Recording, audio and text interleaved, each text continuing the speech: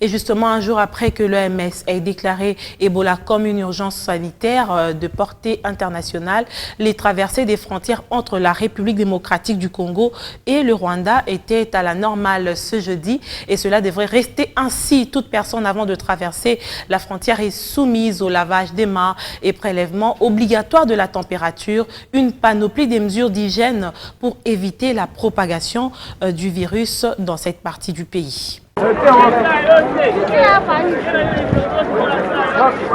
Frontière congolo-rwandaise, des mouvements d'entrée et de sortie, de part et d'autre, sont intenses comme d'habitude ce jeudi, après l'annonce par l'OMS de l'Ebola comme une urgence sanitaire de portée internationale.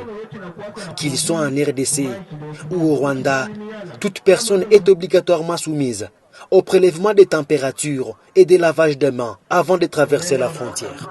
Des mesures strictes d'hygiène pour éviter la contamination, surtout que Goma en RDC et Gisenyi au Rwanda sont deux villes interdépendantes et le risque de propagation d'Ebola est élevé selon l'OMS. Les autorités congolaises et rwandaises sont en pourparlers pour éviter la propagation de l'Ebola, a déclaré Dr Oli Ilunga, ministre congolais de la Santé, devant la presse ce jeudi à Goma. Nous allons nous rencontrer, une rencontre est prévue d'ici la fin de la semaine avec les deux ministres. Et donc il est normal que de leur côté, ils intensifient les mesures donc, de surveillance aux frontières.